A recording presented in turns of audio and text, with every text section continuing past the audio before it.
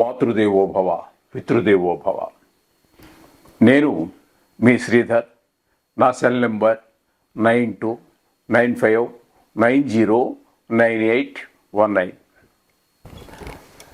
ఇప్పుడు మనము జూలై నెల 1వ తారీఖు 2025 నుండి 15వ తారీఖు జూలై నెల 2025 వరకు, అంటే 15 రోజుల పాటు పక్ష ఫలితాలు, గోచార ఫలితాలు ఏ విధంగా ఉంటాయి ద్వాదశ రాశులకి అనేది సశాస్త్రీయమైన పద్ధతిలో తెలుసుకునే ప్రయత్నం చేద్దాము. ముందుగా మిథున రాశి వారికి జూలై నెల 1వ తారీఖు 2025 నుండి 15వ తారీఖు జూలై నెల 2025 వరకు పక్ష ఫలితాలు, అంటే 15 రోజుల యొక్క ఫలితాలు, గోచార ఫలితాలు ఏ విధంగా ఉంటాయో సశాస్త్రీయమైనటువంటి పద్ధతిలో మనం తెలుసుకునేటటువంటి ప్రయత్నం చేద్దాం.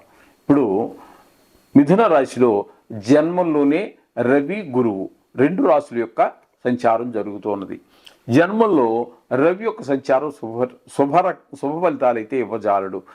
ఏంటంటే ముఖ్యంగా ఆరోగ్యం భాస్కరాలు చేత అన్నారు కాబట్టి, ఆయన జన్మరాశిలోనే ఉన్నాడు కాబట్టి కొంత అనారోగ్యాన్ని చూపించేటటువంటి అవకాశం స్పష్టంగా గోచరిస్తూ ఉన్నది. అలాగే మన ఆలోచన ధోరణి కూడా కొంచెం భిన్నంగా ఉంటుంది. అంటే చెడు గురించి ఎక్కువ ఆలోచించడం ఇలాంటివి ఉంటాయి.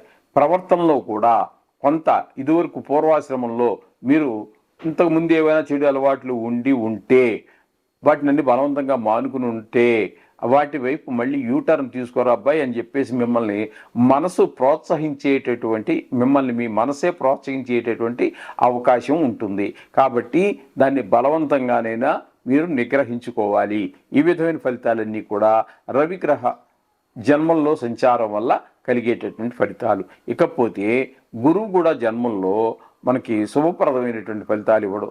ఆయన గురువు ధనకారకుడు కాబట్టి ఆయన కొంచెం ధనానికి ఇబ్బంది పడేటటువంటి పరిస్థితి కల్పిస్తాడు. అలాగే కొంచెం చెడు వైపు ఆకర్షితం అవుతూ ఉంటుంది. కానీ ఆకర్షింపబడవద్దని మీరు బలవంతంగానైనా ఆప్ చేసుకోండి. అసలు ఆలోచనే రాకుండా చేయండి, మొగ్గలోనే తుచ్చేసేయండి. ఈ విధంగా గురువు అనేటటువంటి అన్ని శుభకార్యాలకి, మన భక్తి ప్రపత్తులకి కూడా ఆయనే కారకుడు అవుతూ ఉంటాడు. అటువంటి ఆయన మీకు జన్మంలో ఉండి కొంచెం బలవంతంగానే బయటికి లాగుతూ ఉంటాడు. కానీ మీరు వెళ్ళవద్దు, నిగ్రహించుకోవాలి మీరు. ఇకపోతే ద్వితీయ స్థానంలో బుధుని యొక్క సంచారం జరుగుతున్నది. బుధుని యొక్క సంచారం ద్వితీయ స్థానంలో చాలా శుభప్రదమైన ఫలితాలు ఉంటూ ఉంటాయి. ఇక్కడ ధనాన్ని మనకి కలగజేసేటటువంటి విధంగా బుధుడు మనకి సహకరిస్తూ ఉంటాడు. వ్యాపారం అయితే లాభాలు వచ్చేటట్టుగా. అదే ప్రభుత్వ ఉద్యోగం అనుకోండి, అక్కడ మనకు ధనం ఏమొస్తుంది, జీతం వస్తూ ఉంటుంది. అంటే కొంతమంది చాలామంది లంచాలు తీసుకునే వాళ్ళు ఉంటారు. అటువంటి వారికి ఏమైనా ఉంటుందేమో, మరి దాని గురించి మనం ప్రస్తావించక్కర్లేదు. కానీ ఇక్కడ వారికి కనీసం గవర్నమెంట్ ఉద్యోగస్తులే ఉన్నారనుకోండి, ఎక్కడ లంచాలు అవి తీసుకోకుండా ఉండేటటువంటి అనుకోండి, వాళ్ళ పై అధికారి ఎవరైతే ఉన్నారో వారు వీరిని ప్రోత్సహించడం జరగవచ్చు, లేదా వారికి ప్రమోషన్ రావడం జరగవచ్చు, లేదా ఒక ఇంక్రిమెంట్ కలవడం జరగవచ్చు. ఇట్లాంటివి మొత్తం మీద కొంత శుభాన్ని తప్పకుండా బుధుడు కలగజేస్తాడు. అర్థమైందండి? ఈ విధంగా బుధుని యొక్క ద్వితీయ సంచారం వల్ల ఆ విధంగా కలుగుతూ ఉంటాయి. ఇకపోతే ఇక్కడ తృతీయ స్థానంలో కుజుడు, కేతువు 2 గ్రహాలు సంచరిస్తూ ఉన్నాయి. ఇద్దరు కేతు కుజువతి అని కూడా చెప్తూ ఉంటారు. అందుచేత ఇద్దరు ఒక రకంగా సమానమైనటువంటి ఫలితాలు ఇస్తూ ఉంటారు. వారిద్దరూ ఒకే మధ్య అనుకోండి, 2 గ్రహాలుగా ఉన్నాయి. కానీ కొంతమంది మనం మామూలుగా మాట్లాడుకున్నప్పుడు వాళ్ళిద్దరూ మనుషులు వేరుగా ఆత్మ ఒకటే అంటూ ఉంటాం కదా. అదే విధంగా ఇక్కడ కుజుడు, కేతువు అనేది కూడా మనం అదే విధంగా తీసుకుంటే 3వ స్థానంలో వీరిద్దరికిద్దరు పోటీ పడి మీకు శుభాన్ని కలగజేస్తూ ఉంటారు. అందరూ సహాయ సహకారాలు ఇంటి చుట్టుపక్కల, ఆఫీసులో, లేదా వ్యాపార స్థలంలో, అక్కడ తెలుసున్న కొన్ని సందర్భాలలో బయట కూడా మనం ఎవరో మనకు తెలియదు, గబుక్కుని ఏదో అక్కడ కింద పడ్డాం బండి మించి అనుకోండి, 10 మంది వచ్చి లేవదీస్తారు. వాళ్ళకి ఏమవసరం అండి? వాళ్ళు కూడా అట్లా తెలిసిన వాళ్ళు, తెలియని వాళ్ళు ఈ విధమైనటువంటి ఏదో రకంగా మనకి మనస, వాచానో, కర్మణానో ఏదో రకంగా మన సహాయ సహకారాలందరూ కూడా మనకి ఈ కుజ కేతువులు ఇద్దరి వల్ల కడుగుతూ ఉంటాయి. అందులో మనకి డబల్ ధమాకా అంటూ ఉంటారే, అదేవిధంగా 3వ స్థానంలో 2 గ్రహాలు, అవి కూడా ఒకే రకమైన గ్రహాలు ఉండటం వల్ల 2 ఒకే రకమైన ఫలితాలు ఇవ్వటం ద్వారా చాలా మనకు ఉపయోగకరంగా ఉంటుంది కుజకేతువులు ఇద్దరు తృతీయ స్థాన చలనం వల్ల. ఇకపోతే భాగ్యస్థానంలో రాహుగ్రహ సంచారం ఉన్నదండి. రాహుగ్రహ సంచారం మాత్రం అక్కడ శుభప్రదమైన ఫలితాలు ఇవ్వదు భాగ్యస్థానంలో. దీని వలన తండ్రి గారి ఆరోగ్య విషయంలో కొంచెం ప్రత్యేకమైన శ్రద్ధలు తీసుకోవాల్సి వస్తుంది. అలాగే ఏదైనా యాత్రలకి అవి వెళ్ళాలనుకున్నా కూడా వెళ్ళలేనటువంటి పరిస్థితి ఏర్పడుతూ ఉంటుందండి. మనకి ఇక్కడ డబ్బులు ఉండొచ్చు, టికెట్ రిజర్వేషన్ చేసుకోవచ్చు, ఏదో అవాంతరం ఆ విధమైనటువంటి పరిస్థితులన్నీ రాహు వల్ల కలుగుతూ ఉంటాయి.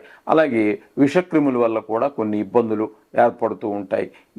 ఇంకోటి ఏంటంటే భావాద్భావం మనం చెప్పుకుంటూ ఉంటాం కాబట్టి ఇక్కడ పంచమ స్థానానికి భావాద్భావం భాగ్యస్థానం అవుతుంటుంది.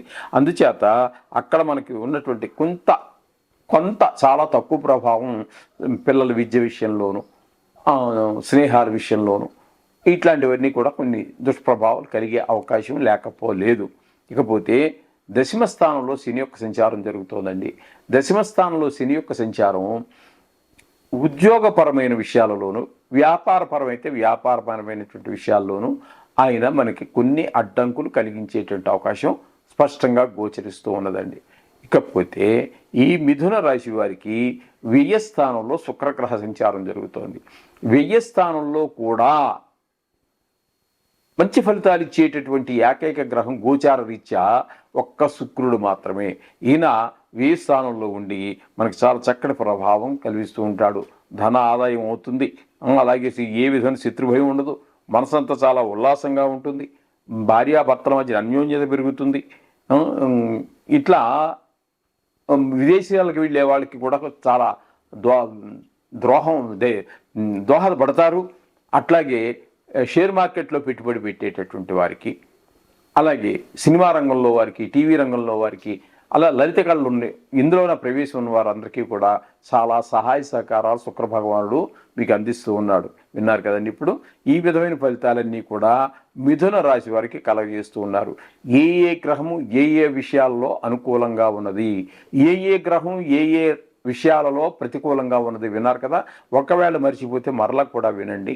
ఆ విషయాల్లో మీరు తగు జాగ్రత్త తీసుకుంటూ దేవుడి దగ్గర పూజ చేసుకునేటప్పుడు 2 నుంచి 5 నిమిషాల లోపు కేటాయించండి. ఆ దేవుడిని ప్రార్థించండి. అతి సునాయాసంగా మీరు ఈ కష్టాల నుంచి బయటపడేటటువంటి ఈ ప్రతికూలతల నుంచి అనుకూలంగా వైపుకు మీరు పయనించవచ్చు. మీకు విజయానికి ఒక సోపానం ఏర్పడుతుంది. శుభం భూయాత్.